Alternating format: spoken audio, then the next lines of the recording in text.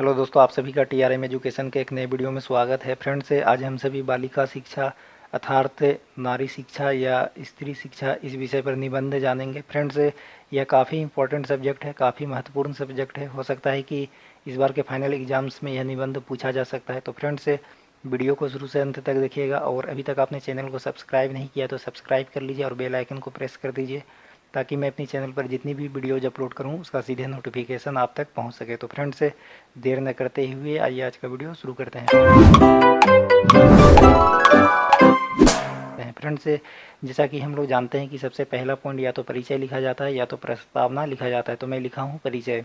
हमारा समाज पुरुष शासित है। जैसा कि हम लोग जानते हैं कि हमारा समाज जो है इसमें पुरुषों का शासन ज़्यादा चलता है। यहाँ माना जाता है कि पुरुष बाहर जाएं तथा अपने परिवारों के लिए कमाएं। तो फ्रेंड्स, हमारे समाज में अक्सर होता है कि जो पुरुष होते हैं वह कमाने के लिए बाहर जाते हैं और कुछ पैसे कमाकर अपने परिवार को देते हैं। महिलाओं से अपेक्षा की जाती है कि वह घरों में रहें और जो महिलाएं होती है उससे अपेक्षा की जाती है कि वह घर में रहे और परिवार की देखभाल करे। पहले इस व्यवस्था का समाज में सख्ती से पालन किया जाता था।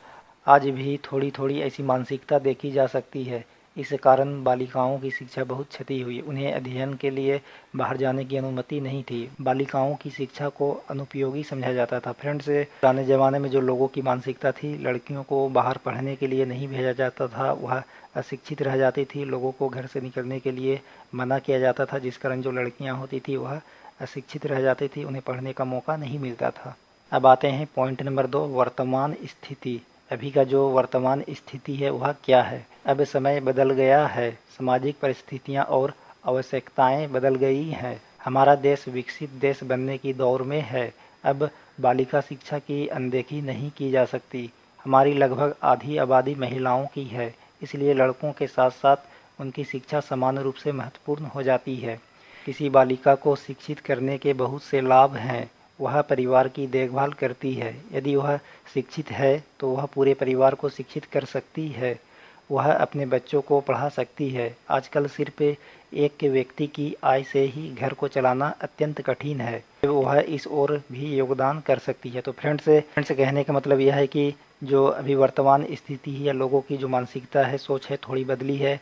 अब लोग अपनी बच्चियों को भी पढ़ने के लिए स्कूल भेज रहे हैं। यदि लड़कियां शिक्षित रहेंगी तो वह अपने बच्चों और परिवार को शिक्षित कर सकती हैं। इसलिए जो बालिका शिक्षा है या नारी शिक्षा है या जो स्त्री शिक्षा है बहुत ही ज़रूरी है हमारे समाज के लिए और देश के लिए और हमारे परिवार के लिए।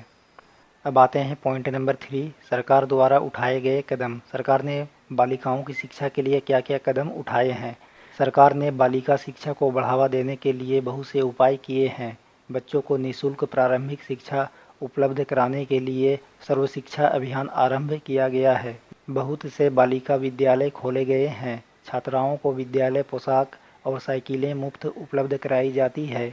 मेधावी छात्राओं को उच्च शिक्षा हेतु आर्थिक सहायता दी जाती है। तो फ्रेंड्स अभी जो देश की वर्तमान स्थिति है, हमारी सरकार बच्चियों को पढ़ने के लिए साइकिलें मुफ्त में देती हैं और बच्चियों को पढ़ने के लिए किताब और जो पोशाक होता है वह मुफ्त में दी जाती है। तो फ्रेंड्स, सरकार की जो कोशिश है कि वह बच्चियों को ज़्यादा से ज़्यादा शिक्षित कर सके।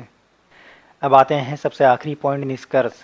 अतः यह कहा जा सकता है कि बालिका की शिक्षा को अब अनुपयोगी नहीं समझा जा सकता।